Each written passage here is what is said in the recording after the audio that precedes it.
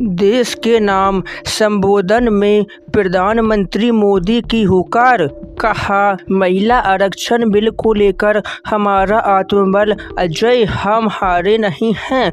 प्रधानमंत्री ने नारी शक्ति से माफी मांगते हुए विपक्ष पर करारा हमला बोला। कांग्रेस ने प्रधानमंत्री मोदी के संबोधन को राजनीतिक भाषण बताया। सोने चांदी की कीमतों में उतार चढ़ाव जारी है। आज 20 अप्रैल को 24 कैरेट सोने का भाव 1,54,000 प्रति 10 ग्राम पर और वहीं चांदी की कीमत 2,58,000 प्रति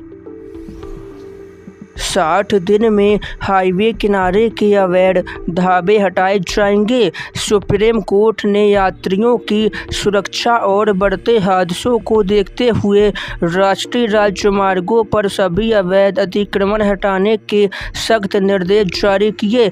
जिला मजिस्ट्रेट को 60 दिन के भीतर एक्सप्रेसवे के किनारे से सारे ढाबे और अन्य गैर कानूनी निर्माण हटाने का निर्देश जारी कर दिया। बिहार की सियासत में अग्नि परीक्षा, 24 अप्रैल को सीएम सम्राट चौधरी पेश करेंगे विश्वास प्रस्ताव। बिहार की राजनीति में एक बड़ा मोड़ सामने आया, जहां सम्राट चौधरी को अब विधानसभा में अपनी सरकार का बहुमत साबित करना होगा। 24 अप्रैल को होने वाला यह विशेष सत्र सरकार के लिए सबसे बड़ी परीक्षा होगी, क्योंकि इसी दिन तय होगा कि नई सरकार के पास सदन में जारी संख्या बल मौजूद है या फिर नहीं। 2,451 करोड़ से चमकेगा उज्जैन का इंफ्रास्ट्रक्चर। पीने के पानी से लेकर सीवरेज तक होगा सब चकाचक। बाबा महाकाल की नगरी उज्जैन को विश्व स्तरीय धार्मिक और पर्यटक केंद्र बनाने के लिए सरकार ने मास्टर प्लान जारी किया। इस योजना के तहत शिप्रा नदी को प्रदूषण मुक्त करने, घाटों के विस्तार और श्रद्धालुओं की सुविधा के लिए 2,698 करोड़ की भारी भरकम रकम जारी की गई है। इससे नदी के जल स्तर को बनाए रखने और साफ सफाई के लिए बड़े प्रोजेक्ट शामिल हैं, जिससे पूरे शहर की तस्वीर बदल जाएगी।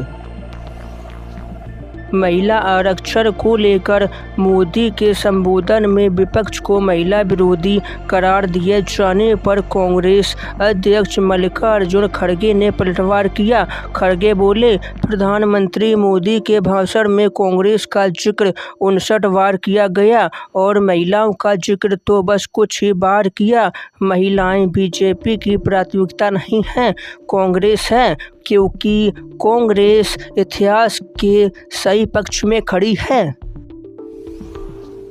भोपाल कलेक्टर का आदेश, दोपहर 12 बजे तक चलेंगे नर्सरी से 12वीं तक के सभी स्कूल। भोपाल में भीषण गर्मी और लू के कारण नर्सरी से 12वीं तक के सभी सरकारी और निजी स्कूल सुबह 7:30 से केवल दोपहर 12 बजे तक ही लगेंगे।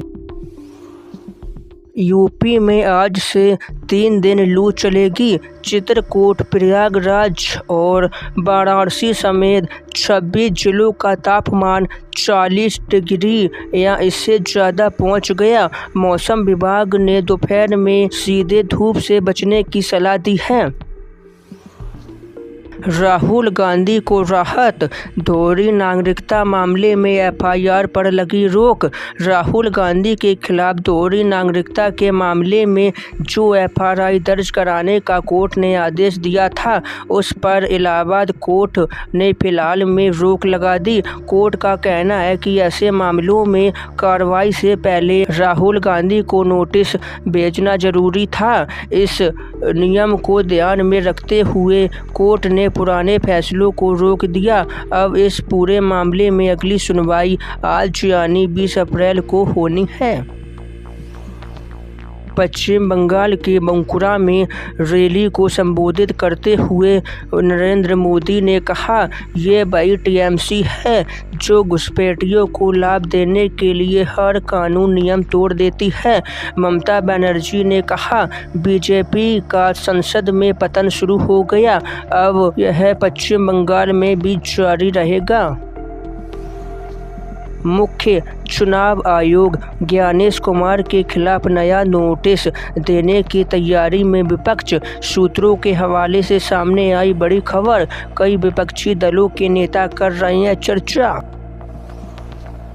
अखिलेश यादव ने महिला आरक्षण बिल पर तीखी प्रतिक्रिया देते हुए इसे काला दस्तावेज बताया और सरकार पर गंभीर आरोप लगाए। उन्होंने कहा कि यह बिल महिलाओं के अधिकारों के बजाय राजनीतिक लाभ को ध्यान में रखकर लाया गया था। तो वहीं सीएम योगी बोले, कांग्रेस, एसपी, टीएमसी और डीएमके महिला विरोधी पार्टी। विपक्ष ने देश हित के फैसलों का विरोध किया, आधी आबादी में आक्रोश है।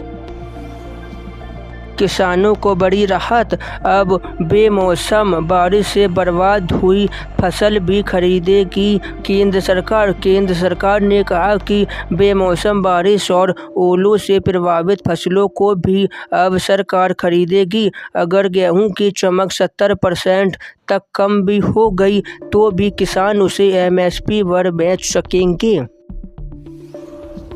महाराष्ट्र सरकार ने 2 नए नियम बनाए। पहला कि महाराष्ट्र में अब रिक्शा और टैक्सी चालकों के लिए मराठी भाषा बोलना अनिवार्य कर दिया। महाराष्ट्र सरकार का प्लान है कि 1 मई से यानी महाराष्ट्र दिवस से राज्य के सभी लाइसेंस प्राप्त ऑटो रिक्शा टैक्सी चालकों के लिए मराठी भाषा का ज्ञान अनिवार्य कर दिया। दूसरा नियम महाराष्ट्र स्कूल को लेकर कि कक्षा 1 से 10वीं तक के सभी छात्रों को मराठी पढ़ाएं। मराठी ना पढ़ाने पर स्कूलों पर कार्रवाई होगी। भारी भरकम जुर्माना भी लगाएगी सरकार। राजस्थान में नई जनगणना का काम अगले महीने 16 मई से शुरू होने जा रहा। इस बार खास बात यह है कि लोग डिजिटल तरीके से खुद भी अपनी जानकारी ऑनलाइन भर सकेंगे, जिसे स्वगणना कहा गया। यह जनगणना का पहला चरण होगा। उत्तर प्रदेश का 594 किलोमीटर लंबा गंगा एक्सप्रेसवे शुरू होने जा रहा। यहाँ वाहन चलेंगे, विमान उतरेंगे, ना नींद आएगी ना थकान होगी, समय बचेगा, सफ़र आसान होगा। यूपी मेरठ प्रयागराज का रन ट्रायल पूरा हो चुका और अब प्रधानमंत्री नरेंद्र मोदी 29 अप्रैल को इसका लोकार्पण करेंगे, शुरुआत करेंगे। दिल्ली के लोगों को ट्रैफिक जाम से राहत दिलाने के लिए सरकार नए एलिवेटेड कॉरिडोर यानी ऊपर से जाने वाले रास्ते बनाने की तैयारियों में है। सरकार का मकसद शहर में गाड़ियों की कम भीड़ और प्रदूषण को नियंत्रण करना है, ताकि यात्रियों को समय और स्वास्थ्य बचे। गर्मी चाहे जितनी भी बढ़ जाए, यूपी में इस बार बार लाइट नहीं जाएगी। सरकार ने पहले से ही बहुत ज़्यादा बिजली 34,000 मेगावाट का बंदोबस्त कर लिया और नए बिजली घर पावर प्लांट्स भी चालू कर दिए, ताकि लोगों को बिना रुकावट के बिजली मिल सके। रेलवे का बड़ा प्लान, जल्द लोकल ट्रेनों को रिप्लेस करेगी हाई स्पीड वंदे मेट्रो। रेलवे अब पुरानी और धीमी लोकल ट्रेनों की जगह नई और आधुनिक वंदे मेट्रो ट्रेन चलाने जा रही। ये ट्रेन बहुत तेज़ी से चलेंगी, इनमें शोर भी कम होगा। जून 2026 तक ये ट्रेनें शुरू हो सकती हैं। सबसे पहले इन्हें उन रास्तों पर चलाया जाएगा जहां बहुत कम भीड़ होती है, जैसे लखनऊ, कानपुर, दिल्ली से मेरठ का रास्ता। इससे यात्रियों का सफ़र बहुत ही आरामदायक हो जाएगा, समय भी बचेगा। तो दोस्तों बस आज के लिए इतना ही। चलिए जाने से पहले आज का शुभ विचार जान लेते हैं। समय कभी एक जैसा नहीं रहता, इसलिए अच्छे समय में घमंड ना करें और बुरे समय में साहस ना हारें, क्योंकि बदलाव ही जीवन का सच है। चलिए कल फिर मिलेंगे। धन्यवाद।